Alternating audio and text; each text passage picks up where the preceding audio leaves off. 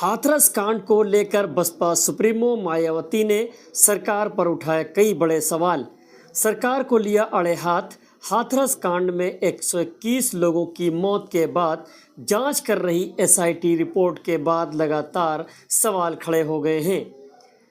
मायावती ने सीधा हाथरस वाले भोले बाबा को अड़े हाथों ले लिया और सीधा आरोप योगी सरकार पर लगा दिया।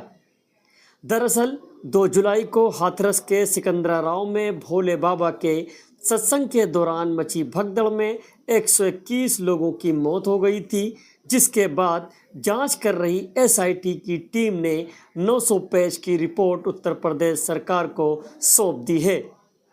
एसआईटी की इस रिपोर्ट पर बहुजन समाज पार्टी की मुखिया मायावती ने कई सवाल उठाए हैं।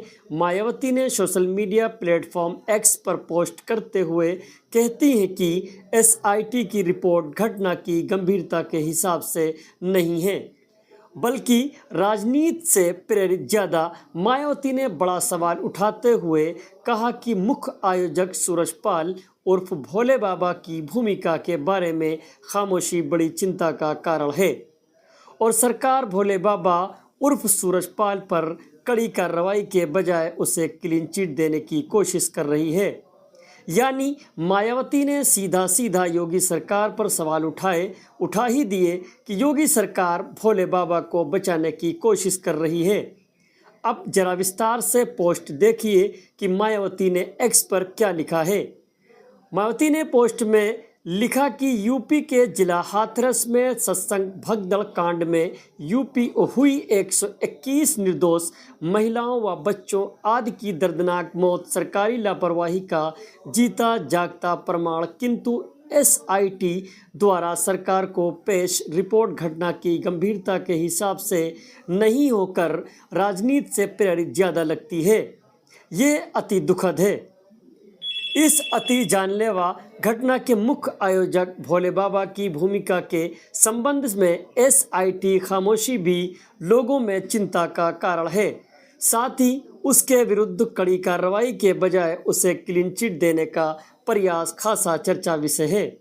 सरकार जरूर ध्यान दे ताकि ऐसी घटनाओं की पुनरावृत्ति न हो। आपको बता दें कि हाथरस कांड के बाद पुलिस ने जो एफआईआर दर्ज की उसमें मुख्य आरोपी आयोजनकर्ता देवप्रकाश मधुकर को मुख्य आरोपी बनाया गया, लेकिन एफआईआर में भोले बाबा का कहीं नाम था। और अब एसआईटी की रिपोर्ट में भी घटना के पीछे कार्यक्रम के आयोजकों की लापरवाही को मुख्य कारण माना है। साथ ही एसआईटी ने स्थानीय प्रशासन को भी जिम्मेदार माना है। लेकिन एसआईटी को इस पूरी रिपोर्ट में नारायण साकार उर्फ हरि भोले बाबा का नाम कहीं नहीं। इसके बाद मायावती ने साफ साफ कह दिया कि सरकार भोले बाबा को बचाने की पूरी कोशिश कर रही है और साथ ही सूरजपाल उर्फ नारायण हरि भोले बाबा पर कड़ी कार्रवाई की मांग कर दी है। बाबा के ऊपर कोई कार्रवाई न करने के बजाय बल्कि 6 अधिकारियों को सस्पेंड भी कर दिया गया है।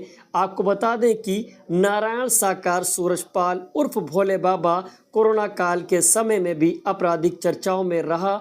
ये भी आपको बता दें कि सूरजपाल उर्फ भोले बाबा के ऊपर बलात्कार जैसे आपराधिक मामलों में एफआईआर दर्ज रही है, जो कि उस समय भोले बाबा सरकारी नौकरी में था, जिसकी वजह से बलात्कार जैसे अपराध में निलंबित किया गया था। अब सवाल ये सरकार पर उठता है कि जब इस तरह की घटनाएं होती रहेंगी और भोले बाबा जैसे लोगों पर कार्रवाई न करने के बजाय अधिकारियों पर कार्रवाई की जाएगी तो प्रदेश का क्या हाल होगा। हाल ही में आपने देखा होगा कि कई लोगों के घरों को जमींदोज कर दिया गया था। ये सरकार की ये बड़े आरोपी और आपराधिक मामलों में विलुप्त लोग हैं। सवाल यहाँ पर अब ये उठता है कि भोले बाबा के सत्संग में जो 121 लोगों की जान गई है, अब उसकी भरपाई कौन करेगा। सवाल ये भी उठना है कि सरकार उत्तर प्रदेश के मुखिया योगी आदित्यनाथ जी का बुलडोजर अपराधियों के ऊपर तुरंत चलता था, लेकिन वो बुलडोजर हाथरस वाले बाबा के कांड को लेकर दूर दूर तक नज़र नहीं आ रहा। कहीं ऐसा तो नहीं कि इस मामले के पीछे राजनीतिक मामला तो नहीं है।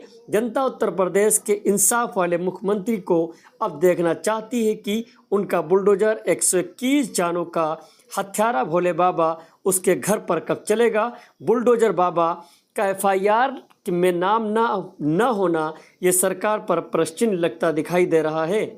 Bureau report, Hind today.